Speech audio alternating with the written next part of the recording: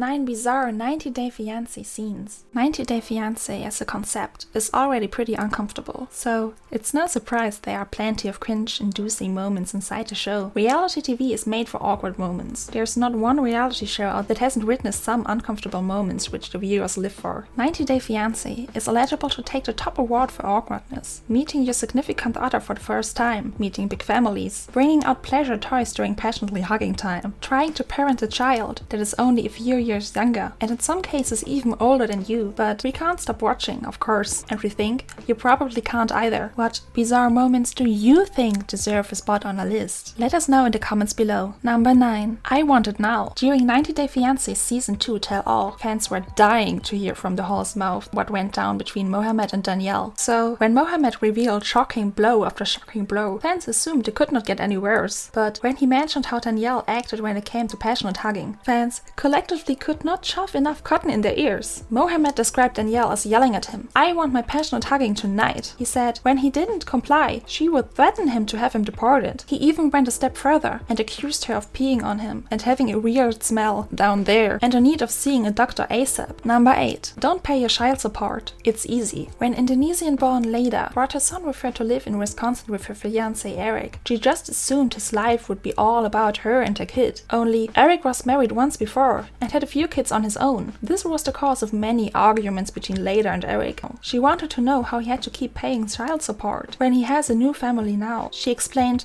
in Indonesia this isn't the way, and she didn't care if they live in America now. She yelled that famous line, "When is it going to be my time?" When Eric told her that he couldn't buy the expensive furniture she wanted, pay for an expensive wedding, and that his daughter was going to live with them, she definitely flipped. Who encourages a man to not pay child support for some furniture and a wedding? Number 7. Drunk Darcy. We can argue that Darcy's entire time on the show has been one big awkward mess, and she just keeps making it worse. Starting with her relationship with Jesse, she was non-stop drinking and then getting into fights or falling over drunk. She's not short on awkward moments like the whole cutting the steak on the buyer's debacle and the fight that ensued because of it. Let's not forget when she got so drunk, but still tried to seduce Tom by throwing her legs in the air and exposing her underwear. Darcy is a hot mess, and we hope the rumors are true about her being on another season of Before the 90 Days. Number 6. Nicole's Trek Up a Hill. When Nicole met Aizen for the first time, he said he was surprised that she was a little bit big, but he was into her anyway. But when he decided to set up a romantic weekend for them in Morocco, her weight became an awkward issue. She struggled to make it up a sandhill. She was huffing and puffing and having to take frequent breaks. Aizen quickly became annoyed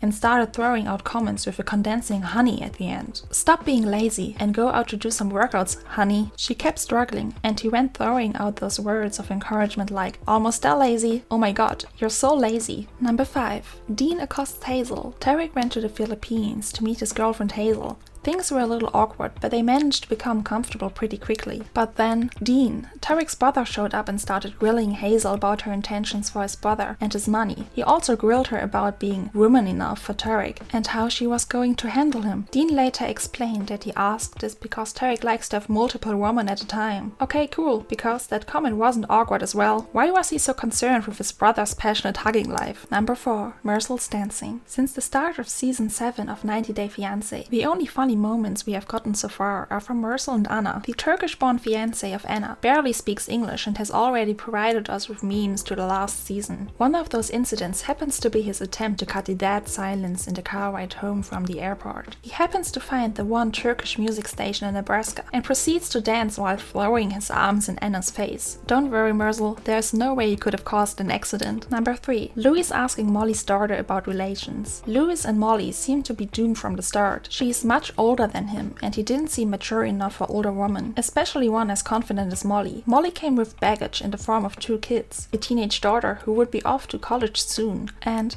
another much younger daughter, still in elementary school. Louis' idea of bonding with Molly's oldest daughter was to make weird comments about her having a boyfriend and alluding to what they do behind closed doors. Yeah, thank God that relationship broke down. Number 2. Antonio calling out David. David and Annie should have stayed in Thailand, especially seeing as David planned to keep living off his friend Chris in the US. When he and Annie got to the US, they were staying for a few nights with Chris and his wife Nikki. Nikki's brother Antonio didn't like the way David was manipulating his friend into paying for his entire life. A fight broke down, and that made us all see David in a new light. Antonio faced the father of two with insult after insult, and then got in his face. Needless to say, the moment was awkward, and we were living for it. Number 1. Paul's paranoia. When Paul moved to be with Karine, we all just assumed his anxiety and paranoia were due to him being so far away in a new country, with no friends and family. However, we have realized that this is due to the fact that he's a jerk. His paranoia is awkward, and leads him to do random things like putting on a condom